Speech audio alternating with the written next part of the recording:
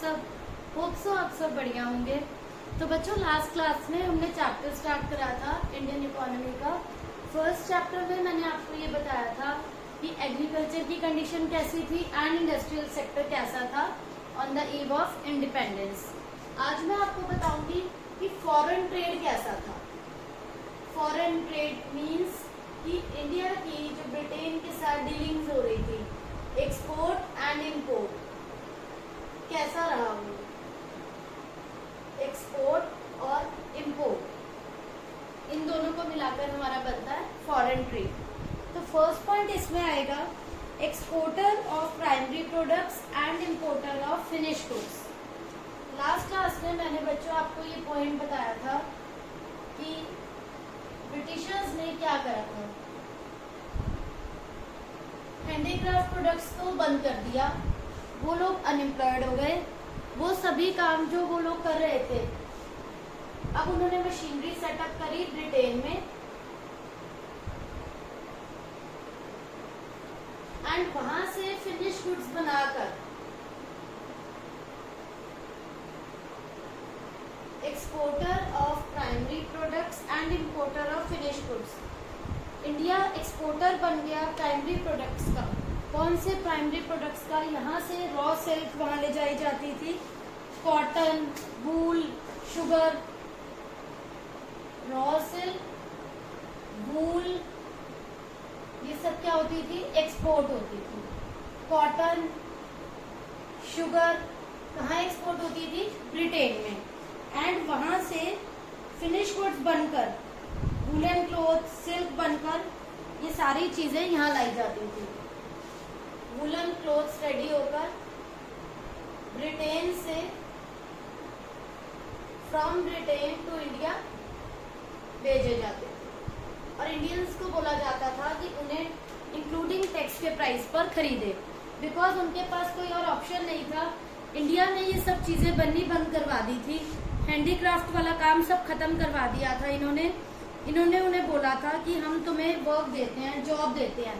Britishers ने कुछ Indians को जॉब दी, कुछ को जॉबलेस बना दिया, वो बेचारे अनएम्प्लॉयड हो गए एंड फिर उन्हें कहा जाता था हाई रेट पर उन्हीं प्रोडक्ट्स को खरीदो, जो कि उनके लिए डिफिकल्ट था हाई रेट्स पे बाय करना। Monopoly control of British rule. Half of India के फॉरेन ट्रेड जो था वो ब्रिटेन तक लिमिटेड था, बाकी रेस्ट ऑफ द जो था फॉरेन ट्रेड वो चाइना, श्रीलंका के साथ हो रहा था। तो ब्रिटिश रूल का मोनोपोली कंट्रोल हो गया था फॉरेन ट्रेड पर। मोनोपोली कंट्रोल किसका हो गया था? ब्रिटिशर्स का, of British rule. Foreign trade जो हाफ था वो ब्रिटेन के पास चला गया था एंड जो बाकी था वो चाइना, श्रीलंका, दूसरी कंट्रीज के साथ ट्रेड हो रहा था। ये सिचुएशन हो रही थी इंडिया के फॉरेन ट्रेड की। Then is drain of Indian wealth during British rule. Drain क्या होता है बच्चों? फ्लो, बहाना। इंडिया की वेल्थ का ड्रेन कैसे हो रहा था ब्रिटिशर्स के टाइम पर? जितनी भी इनकम जनरेट हो रही थी, ब्रिटिशर्स ने अपना ऑफिस कहाँ सेटअप करा? ब्रिटेन में। दे हैव नो कंसर्न कि इंडिया की जो है वो डेवलपमेंट नहीं हो रही, ग्रोथ नहीं हो रही। अगर इंडिया की ग्रोथ डेवलपमेंट वो चाहते थे तो उन्हें वो सारा अमाउंट यहीं पर री इन्वेस्ट करना चाहिए था, but they have no interest in this. उनका जो था ह्यूज एक्सपोर्ट सरप्लस आ रहा था उनके पास, export surplus. They are earning large export surplus. उस एक्सपोर्ट सरप्लस को वो क्या कर रहे थे? अपने खर्चे पूरे करने में, जो भी वो ब्रिटेन में ऑफिस सेट कर रहे थे उसमें वो अपने खर्चे पूरे कर रहे थे। वहां पर जो भी उनके एक्सपेंसेस हो रहे थे in setting offices at Britain, वो सारे एक्सपेंसेस यहाँ की इनकम से पूरे हो रहे थे। फाइन। देन वो खर्चे कैसे कर रहे थे? जो भी वॉर्स हो रही थी, लड़ाइयाँ हो रही थी, वहां पर ये पैसा जा रहा था। इनविजिबल आइटम्स को जो मंगाया जा रहा था, इनविजिबल इसकी बैंकिंग सर्विस है या इंश्योरेंस सर्विस है, वो सारे एक्सपेंसेस जो है इस इनकम से कंपनसेट हो रहे थे, जो कि बहुत गलत था। क्योंकि अगर वो चाहते इंडिया की ग्रोथ के बारे में तो वो ये पैसा यहीं पे लगाते, इंडिया के लोगों का, फार्मर्स का, या जो लोग इंडस्ट्रीज में जॉब कर रहे हैं उनकी ग्रोथ के लिए सोचते, अनएम्प्लॉयमेंट दूर होती, अगर वो सोचते कि इंडिया की भी ग्रोथ होनी चाहिए इन केस तब। अदरवाइज उन्होंने ऐसा कुछ नहीं सोचा, सब पैसा वो यहाँ से लेकर चले गए। एक ये यहाँ पर सारे पॉइंट्स खत्म होते हैं बच्चों। फॉरेन ट्रेड का टॉपिक यहाँ पर फिनिश होता है आपका, कि मोनोपोली कंट्रोल था, प्राइमरी प्रोडक्ट्स को एक्सपोर्ट करा, फिनिश गुड्स को इंपोर्ट करा, इंडिया वेल्थ को ड्रेन करा, वहां ले गए और पैसों को इस टाइप से यूटिलाइज करा। Now comes the topic demographic condition. Demographic condition कैसी थी? डेमोग्राफिक वर्ड जहाँ आता है बच्चों, it is concern with the population. ये पॉपुलेशन से रिलेटेड है कि उस टाइम पॉपुलेशन में क्या क्या डाइवर्सिफिकेशन हो रही थी। मेडिकल ट्रीटमेंट नहीं था, न्यूली जो भी बॉर्न बच्चे थे, मोर्टेलिटी रेट ज्यादा था, इन्फेंट मोर्टेलिटी रेट ज्यादा था, इस टाइप की प्रॉब्लम्स आ गई थी। लाइक वन पॉइंट इज कि 1921 को ईयर ऑफ ग्रेट डिवाइड क्यों कहते हैं? 1921 से पहले इंडिया फर्स्ट स्टेज में था एंड 1921 के बाद सेकेंड स्टेज स्टार्ट हुई, इसीलिए इसे ईयर ऑफ ग्रेट डिवाइड बोला जाता है। 1921 से जो पहले था, हाई बर्थ रेट था, हाई डेथ रेट था। 1921 से before high birth rate and high death rate, दोनों चीजें क्या थी? हाई थी 1921 से पहले। एंड उसके बाद क्या हुआ? सेकेंड स्टेज जो आई 1921 के बाद, इसे ईयर ऑफ ग्रेट डिवाइड बोला जाता है। इसके बाद क्या हुआ? सेकेंड स्टेज में दोनों का जो डिक्लाइन है वो स्टार्ट हो गया। 1921 को ईयर ऑफ ग्रेट डिवाइड इसलिए बोला जाता है, ईयर ऑफ ग्रेट डिवाइड। इस टाइम से पहले बर्थ रेट, डेथ रेट दोनों ही क्या थे? ज्यादा थे। फर्स्ट स्टेज जो थी वो ऐसी थी एंड सेकेंड स्टेज जो थी वो क्या थी? डेथ रेट फ्लक्चुएट हो रहा था हर साल एंड रिजल्ट क्या हुआ? पॉपुलेशन ऑलमोस्ट स्टेशनरी हो गई। डेथ रेट की बिगनिंग जब भी डिक्लाइन होना शुरू हुआ तो वो सेकेंड स्टेज कंसीडर करा, क्योंकि डेथ रेट जो है वो क्या होने लग गया? धीरे धीरे कम होने लग गया जैसे जैसे फैसिलिटीज आने लगी। तो उस टाइम की अगर हम डेमोग्राफिक कंडीशन की बात करें तो हम इसमें फर्स्ट पॉइंट क्या लेंगे बच्चों? There was high birth rate and high death rate. High birth rate and high death rate because no medical facilities was there,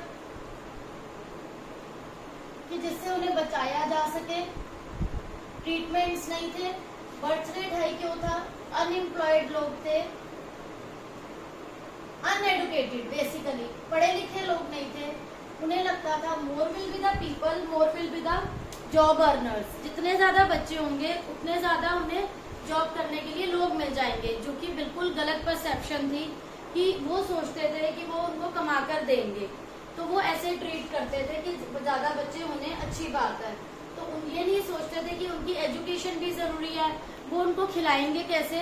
तो ये एक मेजर ड्रॉबैक थी कि वो अनएम्प्लॉयड थे, अनएडुकेटेड थे। दैट यही एक रीजन था कि बर्थ रेट भी ज्यादा था एंड मेडिकल ट्रीटमेंट ना होने की वजह से डेथ रेट भी जो था वो बहुत ज्यादा था। एक्सट्रीमली लो लिटरेसी रेट, बहुत कम लोग थे जो पढ़ रहे थे, क्योंकि लोगों के पास पैसा भी नहीं था एंड उन्हें इतनी नॉलेज, अवेयरनेस नहीं थी। Literacy rate was very very low. पढ़े लिखे लोग नहीं थे कि वो अगर वो पढ़ते तो उन्हें नॉलेज होती कि ज्यादा बच्चे होने से उन पे बर्डन है, उनकी फूड की प्रॉब्लम है, उनकी स्टडीज की प्रॉब्लम है। उनका क्या सोचना था, उनकी थिंकिंग ये थी ज्यादा बच्चे होंगे तो उनके काम में हेल्प करेंगे, वो अर्निंग ज्यादा करेंगे। तो लो लिटरेसी रेट, मतलब एजुकेशन फैसिलिटीज नहीं थी, दे डोंट हैव फंड्स कि वो उन्हें पढ़ा सके। तो लिटरेसी रेट भी लो होने की वजह से पढ़े लिखे नहीं थे, उन्हें इस चीज की वैल्यू नहीं पता थी कि बर्थ रेट ज्यादा होगा और वो अनएम्प्लॉयड है, उनके पास इतनी अर्निंग्स नहीं है। Then is poor health facilities. अगर हेल्थ फैसिलिटीज भी अच्छी होती तो वो ट्रीटमेंट करवा लेते। हेल्थ फैसिलिटीज, मेडिकल ट्रीटमेंट्स नहीं थे, पैसा नहीं था कि अगर बीमारी लगी है उस टाइम पे बहुत ज्यादा ये टीबी की प्रॉब्लम, जॉन्डिस की प्रॉब्लम, लूज मोशंस, वॉमिटिंग, मतलब इन सब बेसिक प्रॉब्लम्स के भी ट्रीटमेंट अवेलेबल नहीं थे, जिससे कि लोग सफर कर रहे थे। हेल्थ फैसिलिटीज अच्छी नहीं मिल पा रही थी लोगों को। Then is the high infant mortality rate. बच्चों पहले तो आपको ये पता होना चाहिए मोर्टेलिटी रेट होता क्या है। Infant mortality rate is the newly born baby, उनका डेथ रेट, कि जो भी छोटे बच्चे पैदा हो रहे थे उनको उनकी मदर से प्रॉपर डाइट नहीं मिल रही थी, मदर्स को प्रॉपर डाइट नहीं मिल रही थी, वो बच्चे जो हैं 1 ईयर की एज पहुंचने से पहले ही उनकी डेथ हो जाती थी। ये रेट बहुत अलार्मिंग था, बहुत ही ज़्यादा था। मतलब ये देखा जाता था कि एक साल में 1000 बच्चे अगर पैदा हुए तो डेथ रेट क्या है। तो पहले ये 218 पर 1000 था, जो कि अब लास्ट ईयर तक पहुंच चुका है 27 पर 1000। जैसे ही न्यूली बॉर्न बच्चे होते थे उनको अच्छी फैसिलिटीज, मदर को अच्छी डाइट ना मिलने की वजह से या फिर मेडिकल फैसिलिटीज ना होने की वजह से उनका डेथ रेट बहुत ज्यादा हो रहा था। देन एक पॉइंट आता है लो लाइफ एक्सपेक्टेंसी। लो लाइफ एक्सपेक्टेंसी क्या था आज की डेट में बच्चों?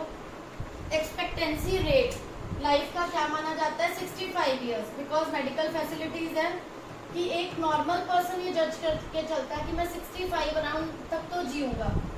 तब क्या था, कोई मेडिकल फैसिलिटीज नहीं थी, लोगों के पास इतने फंड्स भी नहीं थे, तो उस टाइम जो एक्सपेक्टेंसी रेट था, बीमारियां थी, मेडिकल ट्रीटमेंट नहीं थे, पैसा नहीं था, तो उस टाइम एक्सपेक्टेंसी रेट जो लाइफ का था वो वेरी वेरी क्या था? लो था। ऐसे माना जाता था कि 32 ईयर्स तक ही एक पर्सन रहेगा, क्योंकि उसको कोई ना कोई मतलब उसको कोई भी डिजीज हो रही है बट उसको ट्रीटमेंट नहीं मिल पा रहा था। Then one point is there is wide spread poverty. Poverty बहुत ज्यादा थी।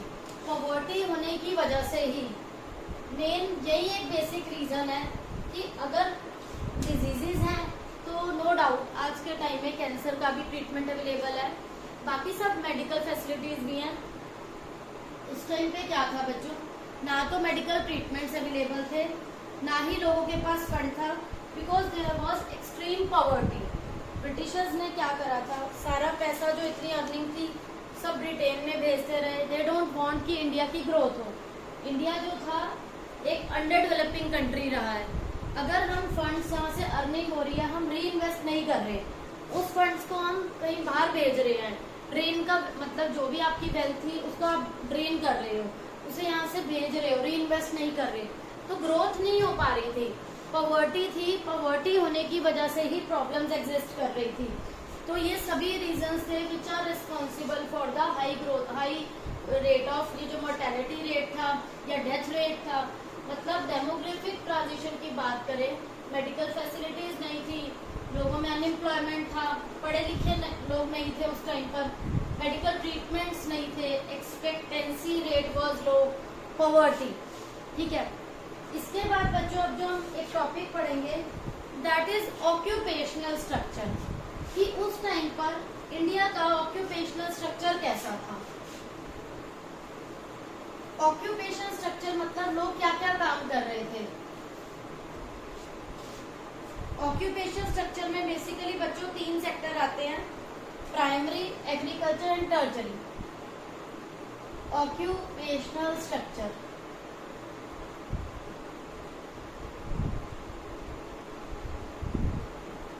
प्राइमरी सेक्टर में क्या आता है बच्चों, आपने पढ़ा है, एग्रीकल्चर आएगा। 70% जो पॉपुलेशन थी बेसिकली वो किसमें एंगेज थी? एग्रीकल्चर में एंगेज थी। मेन उनका जो अर्निंग का सोर्स था दैट वाज एग्रीकल्चर। इसके अलावा एनिमल हस्बेंड्री, लोग पशुओं का पालन पोषण करते थे, भेड़ बकरी रख ली, उनका मिल्क सेल करना, काउ प्रोडक्ट्स बनाना, मिल्क प्रोडक्ट्स बनाना, एनिमल हस्बेंड्री, माइनिंग, खानों में काम करना, ऑयल की माइनिंग, फिशिंग करना, रियरिंग ब्रीडिंग ऑफ एनिमल्स। पहले के टाइम में लोग यही काम करते थे, बेसिकली जो था एग्रीकल्चर ही था। देन धीरे धीरे ग्रोथ हुई। Then come secondary sector. Secondary sector क्या है, जहां आप रॉ मटेरियल को कॉटन से प्रोडक्ट्स बना रहे हो, फिनिश प्रोडक्ट्स, सूट्स बना रहे हो, बेडशीट्स बना रहे हो, जूट से प्रोडक्ट्स बना रहे हो, सिल्क से बना रहे हो। मतलब यहाँ बेसिकली क्या है, ट्रांसफॉर्मेशन ऑफ एग्रीकल्चरल प्रोडक्ट्स का क्या हो रहा है, ट्रांसफॉर्मेशन हो गई इनटू फिनिश गुड्स, और जो कि पॉसिबल नहीं है अगर मशीनरी नहीं हो। मशीनरी के बिना ये पॉसिबल नहीं है। मशीनरी की हेल्प से ही हम एग्रीकल्चर प्रोडक्ट्स को फिनिश गुड्स में चेंज कर सकते हैं। लाइक शुगर केन से शुगर बनाना, पावर जनरेशन, बिजली बन रही थी with the help of water, with the help of coal. चीनी बन रही है, शुगर बन रही है किससे? शुगर केन से। Then third sector is tertiary sector. Tertiary sector में क्या आता है? आपकी एजुकेशन, ट्रांसपोर्ट में लोगों को काम मिलता है। एजुकेशन में टीचर्स आपको टीचर्स की जॉब है, वो आपको एजुकेशन प्रोवाइड कर रही हैं। Communication sector, banking, roads, railways, ये सब फैसिलिटीज हमें मिल रही थी। रोड्स पे काम चल रहा है, रोड्स की कंस्ट्रक्शन हो रही है। तो ये सब क्या है? टर्चरी सेक्टर का पार्ट। Education, finance, government. इसका थर्ड प्लेस क्यों आया? क्योंकि सबसे पहले हम डिपेंडेंट है एग्रीकल्चर, जो नेचुरली ग्रोन है। ये अच्छी होगी, आपका सेकेंडरी सेक्टर अच्छा ग्रो होगा। Secondary sector without tertiary sector is not possible कि हम कहें मशीनरी की हेल्प से आपने प्रोडक्ट्स बनाए कॉटन के या जूट के या सिल्क के। ट्रांसपोर्ट के बिना नहीं पॉसिबल। अगर हमारा कम्युनिकेशन नहीं हो रहा किसी के पास से, तो आपको नहीं पता कितने गुड्स बनाने हैं, कितने गुड्स नहीं बनाने। आप पे रेलवे फैसिलिटीज नहीं, आप गुड्स को कैसे ट्रांसपोर्ट करोगे? रोड्स की कंस्ट्रक्शन नहीं हुई, तब भी आपके लिए प्रॉब्लम है। तो ये तीनों sectors, colonial period, the occupational structure of India showed little sign of change. तो उस टाइम ये हमारे स्ट्रक्चर थे जो लोगों की अर्निंग का सोर्स थे। तो बच्चों, आज हमने करा डेमोग्राफिक कंडीशन कैसी थी and occupational structure. Next class में मैं आपको बताऊंगी कि इंडिया का इंफ्रास्ट्रक्चर कैसा था। ब्रिटिशर के पॉजिटिव, क्या उन्होंने अच्छे स्टेप्स लिए, क्या उन्होंने नेगेटिव स्टेप्स लिए। तो होप सो बच्चों, आज के दोनों टॉपिक्स आपको क्लियर हो गए होंगे, कोई डाउट नहीं होगा। Still you are having any doubt, please ask in comment section. And if अगर आपको वीडियो अच्छी लगी हो तो please like, share and subscribe करना मत भूलिएगा। Thank you.